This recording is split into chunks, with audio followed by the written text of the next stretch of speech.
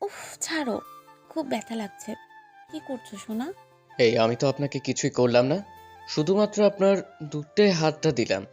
তো আপনি এইভাবে সুড়সুড়ি দিচ্ছেন কেন? সুড়সুড়ি কোথায় দিলাম? আমার হাত থেকে আংটিটা পড়ে গেছে, ওইটাই খুঁজতেছি। তাই বলে আমার ওখানে হাত দিবেন? পরদিন রাতে। আপনি কি আমাকে ভালোবেসে ফেলেছেন? না। তাহলে কাল রাতে আমার সাথে করলেন? আমি তো ভাবলাম। ওয়েট ওয়েট, আমি কি কাল রাতে আপনার সাথে করেছি? হুম। কাল রাতে? হ্যাঁ। কই, আমার তো কিছুই মনে পড়ছে না। মনে থাকবে কি করে? ঘুমের ঘোরে কারোরই কিছু মনে থাকে না। রায়হান অনেক চিন্তিত হয়ে পড়ল আর একটা সিগারেট ধরালো। রিমা রায়হানের হাত থেকে সিগারেটটা নিয়ে ফেলে দিল। এটা কি হলো? সিগারেট খাওয়া ছেলে আমার একদম পছন্দ না। তা আমি কি করব? বলেই রায়হান আরেকটা সিগারেট ধরায়।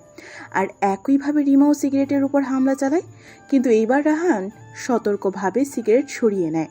দেখুন, ভালো হচ্ছে না কিন্তু বলে দিলাম। না হলো তাতে আমার কি? মাকে বলে দিব কিন্তু। বলে দিন, তার ছেলে এখন বড় হয়েছে। দাঁড়ান, বলছি। মা, আয় মা। আরে দাঁড়ান দাঁড়ান, ফেলে দিচ্ছি। এই মাটাও এখন ছেলের বউকে পেয়ে ছেলেকে ভুলে গেছে। কথাগুলো বিড়বিড় করে বলল রায়হান। কিছু বলবেন? কই না তো। ছেলের বউ না কি যেন বললেন? আরে কই, কি বললাম? আমি তো আপনার বউই। বউকে একটু ভালোবাসতে পারেন না? বলি মেয়েটা ছেলেটার দিকে এগোতে লাগলো। আর ছেলেটা উঠে যাওয়ার জন্য পা বাড়াতে লাগলো। কই যাচ্ছেন? কাজ আছে। কখন ফিরবেন? জানি না। দুপুরে বাসায় আসবেন। আপনার প্রিয় পায়েস রান্না করে রাখবো। রায়হান আর রিমা হলো স্বামী স্ত্রী। 4 মাস আগে রায়হানের অমতে পারিবারিকভাবে ওদের বিয়ে হয়। বিয়ে হলেও রিমা আর রায়ানের মধ্যে তেমন কোনো সম্পর্ক গড়ে ওঠেনি। রায়হান রিমাকে একটুও ভালোবাসে না, আর ভালোবাসতে পারবে কিনা তাও বলা যায় না। অবশ্য এইসব কথা রিমাকে বিয়ের আগে জানানো হয়েছিল। আর রিমাও সব জেনে শুনেও বিয়ে করতে রাজি হয়ে গেছে, কারণ বিয়ের আগে তার কোনোভাবেই প্রেম করা পসিবল না। সে ভেবেছিল বিয়ের পর স্বামীকে সবটুকু দিয়ে ভালোবেসে তার মন জয় করে নেবে। কিন্তু রায়হানের ক্ষেত্রে বিষয়টা একটু কঠিন হয়ে যাচ্ছে। 1 বছর আগে রায়হান যখন অনার্স 2য় বর্ষে পড়তো, তখন সে একটা মেয়ের সাথে প্রেম করত, নাম ছিল রিয়া। সেই মেয়েটিকে অনেক ভালোবাসতো।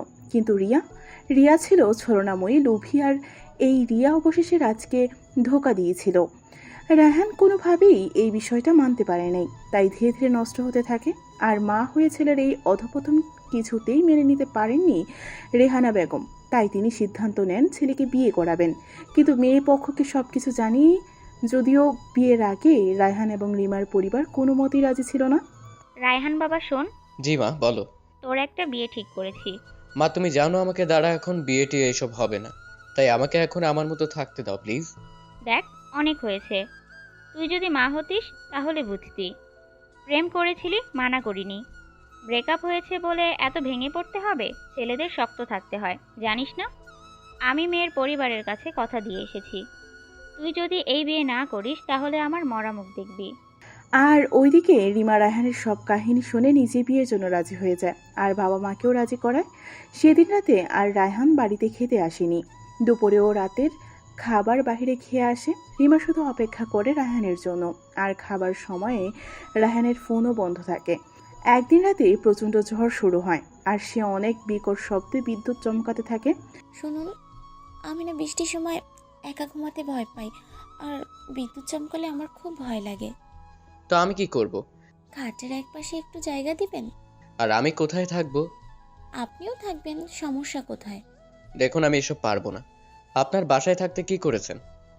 বাসায় থাকতে আমি আমার ছোট বোনের সাথে ঘুমাতাম। তাহলে একাই থাকেন। তাহলে আমি মাকে ডাকি, বলি যে আমি তার সাথে ঘুমাবো। এটা কি ভালো হবে? আপনি একটু কিছু হলেই মায়ের ভয় দেখান কেন? আসুন আপনি খাটে থাকুন, আর আমি নিচে থাকি। না না, বললাম না আমি একা ঘুমাতে পারি না। রায়ান কিছুই ভেবে পাচ্ছে না। আর এদিকে রিমা কথা বলতে বলতে খাটে এসে বসেছে। তাই অগত্যা রাজি হয়ে রায়হান আর রিমা মাঝখানে কোলবালিশ রেখে দুদিকে মুখ কাতে শুয়ে পড়ল। জানেন, এখন মনে হচ্ছে একা একাই ঘুমাচ্ছি। বৃষ্টি মনে হচ্ছে থামবে না। কোল বালিশটা সরান। আর রায়হান কিছু না ভেবে কোলবালিশটা সরিয়ে নেয়, আর বৃষ্টির ঠান্ডা আবহাওয়াতে কখন ঘুমিয়ে পড়ে টেরও পায় না। আর এইদিকে রিমা রায়হানকে দেখে মুচকি হাসে আর বলে মায়ের ভীতু ছেলে। আসলে রিমা এতটাও ভীতু না যে ঝড় বৃষ্টিকে ভয় পাবে। এগুলো তার রায়হানের কাছে যাওয়ার ধান্দা। সকালে রায়হানের ঘুম ভাঙলে দেখে রিমা গোসল করে বের হচ্ছে আর মুচকি মুচকি হেসে বলে, জানেন, আজ আমি অনেক খুশি। কেন? বুঝেন না বোকা, আমি জয়ী হয়েছি। মানে? বারে, কাল রাতের কথা ভুলে গেলেন? না, ভুলিনি তো। ঝড় বৃষ্টিতে আপনি একা শুতে ভয় পেয়েছিলেন, তাই খাটে এসে ঘুমিয়েছিলেন। আর আপনি সেই সুযোগের সদ্ব্যবহার করলেন। দেখুন, এসব মিথ্যে বলা বন্ধ করেন। আপনাকে চাইলে আমি আগেই পেতে পারতাম, এসব সুযোগের অপেক্ষায় থাকতে হতো না। দেখতে দেখতে আরো 2 মাস কেটে যায়, কিন্তু কিছুতেই রায়হানকে নিজের থেকে বেরাতে পারেনি রিমা। একদিন ভোরে, শুনুন, আপনাকে কিছু কথা বলার আছে। বলুন, আমি শোনার জন্য অধীর আগ্রহে আছি। আসলে আপনি যা ভাবছেন তা নয়। তাহলে? আসলে আমার পুরনো গার্লফ্রেন্ড আমার জীবনে ব্যাক করতে চায়। আজকে সন্ধ্যায় আমরা মিট করব, আপনিও থাকবেন। মুহূর্তেই রিমার হাসি মুখ ফ্যাকাশে হয়ে যায়। সত্যি কি রিয়া আবার রায়হানের জীবনে ব্যাক করতে চায়? সন্ধ্যার সময়, হাই রিয়া, কেমন আছো? আমার কথা বাদ দাও, পরিচয় হও। এই হলো আমার বউ রিমা, আর রিমা এই হলো সেই রিয়া। অসংখ্য ধন্যবাদ আপু। আসলে কালকেও আপনার কথা এত বলেছে যে আমি বিরক্ত হয়ে গিয়েছিলাম। আসলে এরকম কিছুই না, ও একটু বাড়িয়ে বলেছে। ও, তাহলে তো সব কিছু মিটেই গেল। তাহলে আমি এখন আসি। দাঁড়াও রিমা।